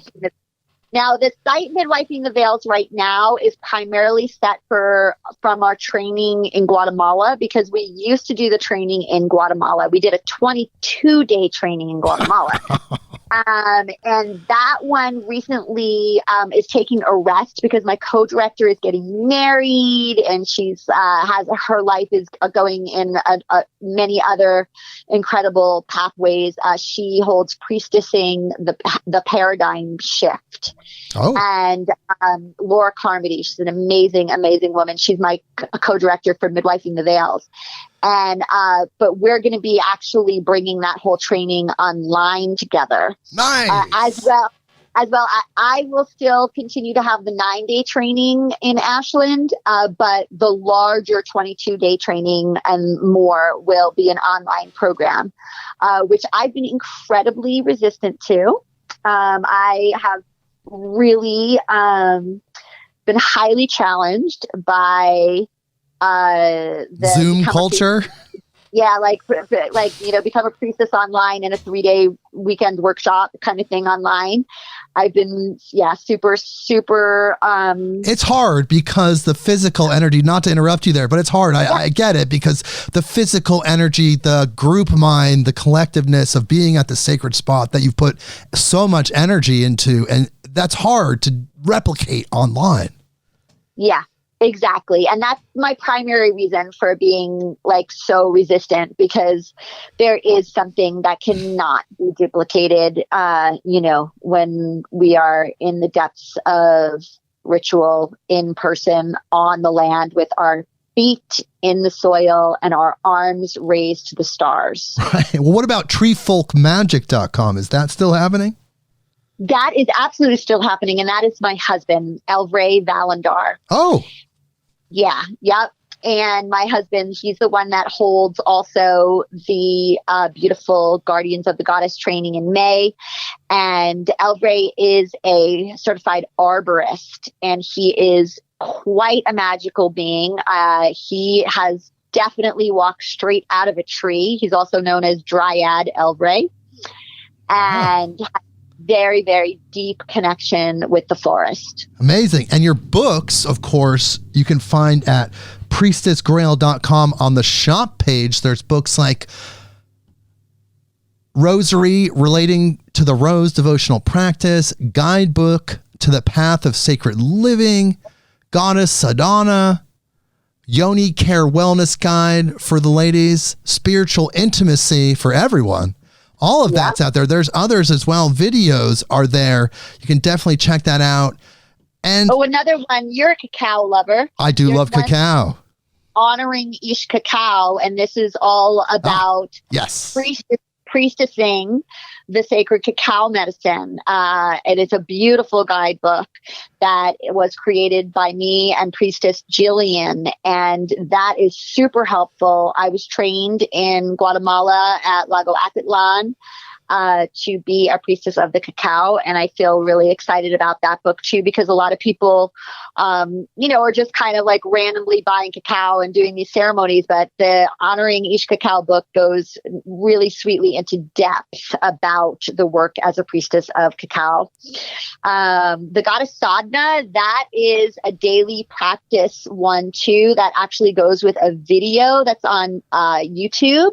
I do have a YouTube channel also. Oh, great. That Goddess Sadhana guidebook goes along with that. And that is strongly based in Kundalini yoga practices.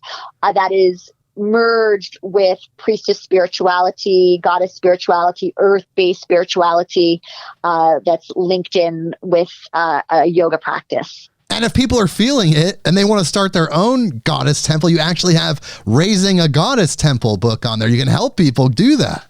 I do. That book has done so well and helped so many people. Just, you mentioned in my bio about me helping with the Goddess Temple in Rome, Tempio della Grandea, and Maya Vassallo, the founder and the director of that temple, she purchased my book from the Glastonbury Goddess Temple bookstore and contacted immediately and was just like, I totally want to open a temple. Your book has fully supported me and I want you out here. Will you please come? And I helped raise that temple in Rome as just one of many, many temples. I will say it's a big deal. It's a really big deal to open and sustain a temple. There has been over many years, I think it's 13 years now, that I've been helping people raise temple. There, not many have remained open because there's a lot of people who talk about how cool it would be to have a temple and how amazing it would be to have a temple. And then they just make it into a business, or they are only able to sustain it out of their own house and it can only be their own personal offerings. Or, like to hold a temple the way that we hold the temple here in Ashland, that it is open to the public to come and pray and play as thou will, and to like a sanctuary where people can come, and just be in the presence of divine nature, it's different. It's an undertaking. I'm sure it takes a lot of discipline, a lot of commitment, a lot of monetary energy, physical energy. Yes. Help, yes. Just general help from other humans. Yes. I mean, I'm sure it's a lot. Yes. So I do a lot of mentorship. Oh, that's amazing. Well, I do want people to go there to all of the places that we're talking about. Check all of this stuff out. If you're feeling this information, Graell is pretty present on the internet. There's a lot going on. She's very easy to find. All of this information is there. You should definitely go and check this out. Mm-hmm. Yeah, you can find me on Instagram, Priestess Graell, and Goddess Temple Ashland's on Instagram also, as well as Facebook. We have Priestess Graell and Graell Corsini Valendar, as well as Goddess Temple Ashland. And I also have just last night. I want to let me give you before we complete. I want to gift you with like a typical day. Okay. What happens at the temple? Sure. Like, what do you mean? Like it's open to the public? What do you mean? Okay. Well, here we go. I live on site. I live in a tiny home. You know what a tiny home is? Yes, of course. I live in Portland, Oregon. They're all over the place. They're all over the place. I have chosen to live in a tiny home because it is absolutely unnecessary for me to live in anything bigger. My life is spent traveling or outdoors at my temple.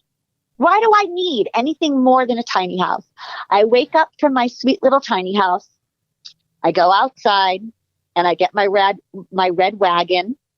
And I have my basket, and my basket is filled with various things from food and treats for me or some visitors, and my water bottle that's filled with water from Mount Shasta.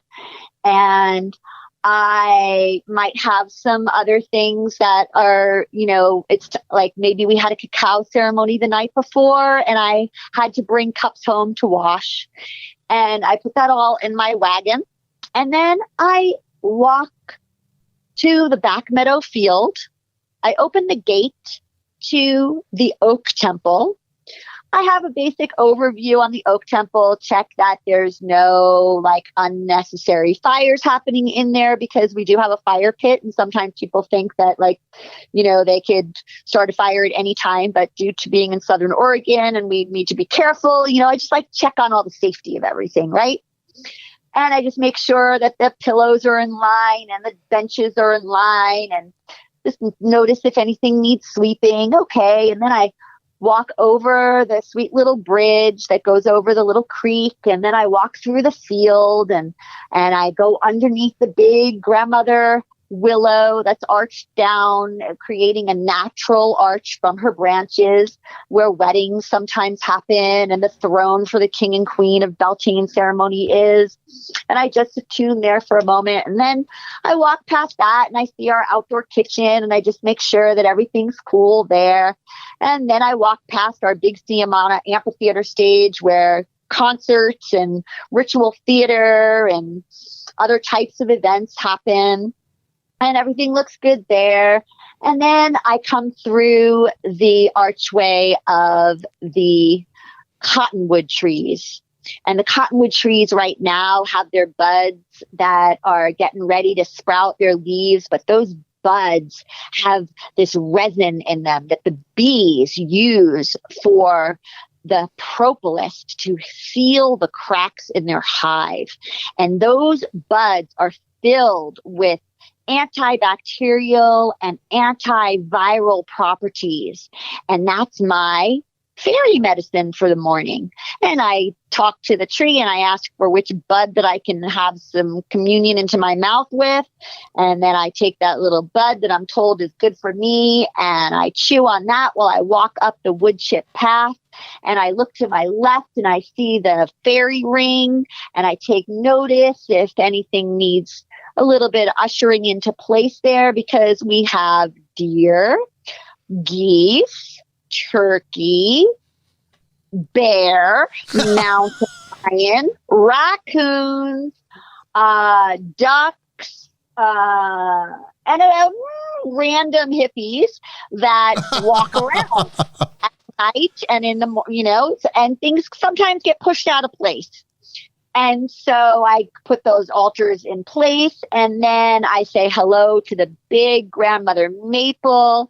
I go over to the guardian fire circle and make sure everything's cool and safe there.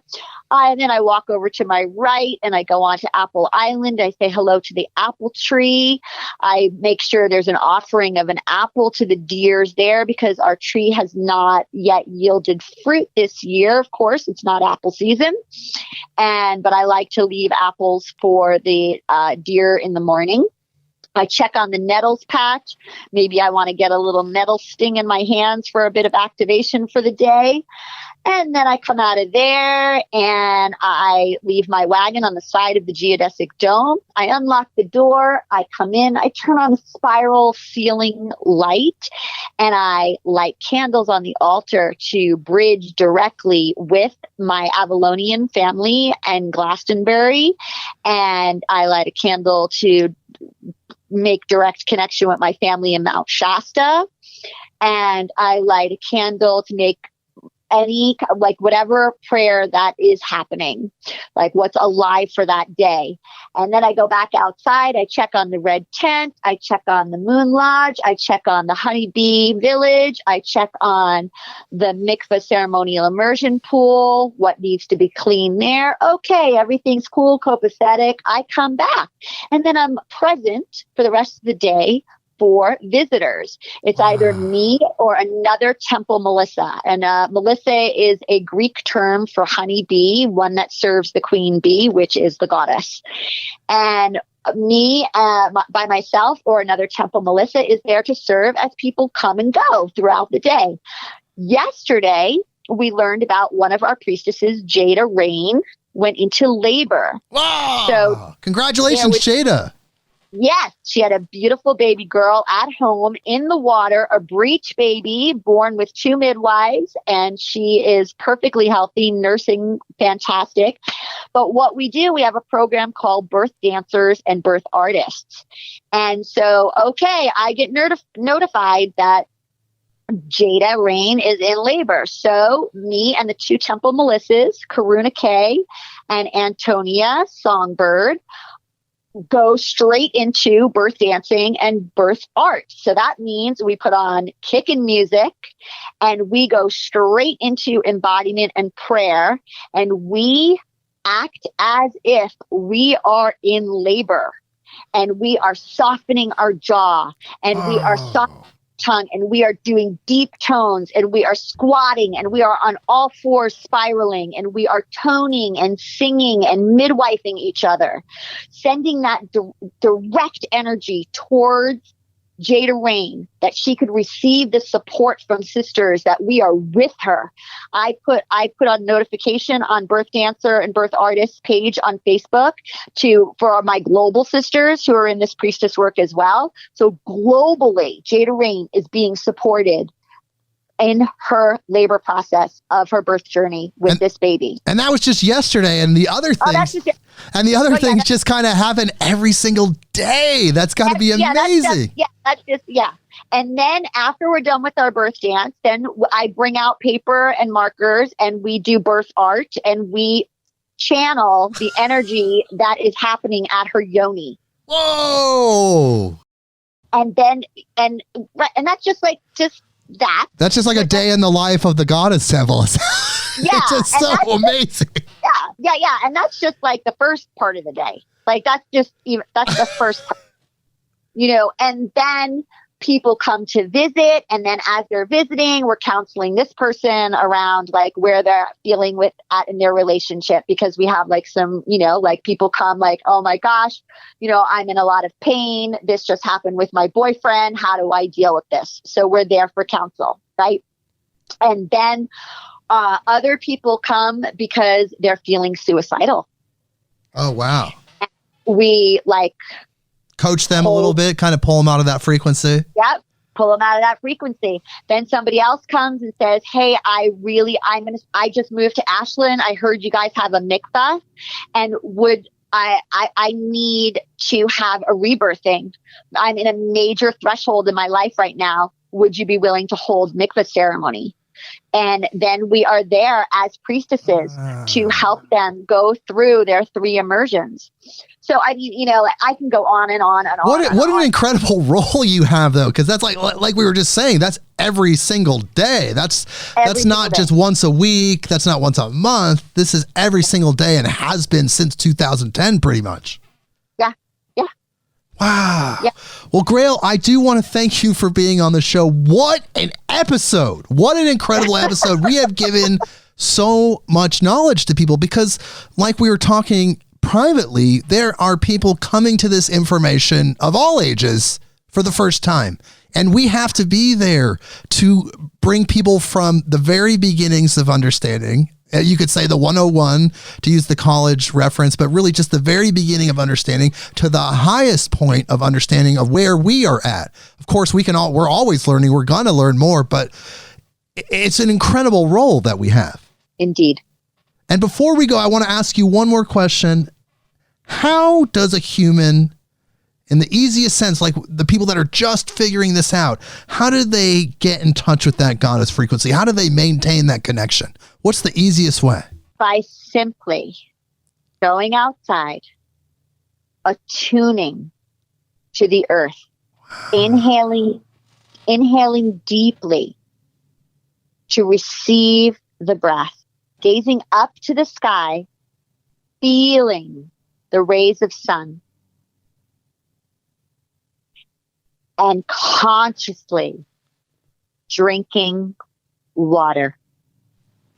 You just attune to the earth, air, fire, and water. that happens in every day as sacred. This way, when we attune to those elements and the elements within us, earth, our body, right?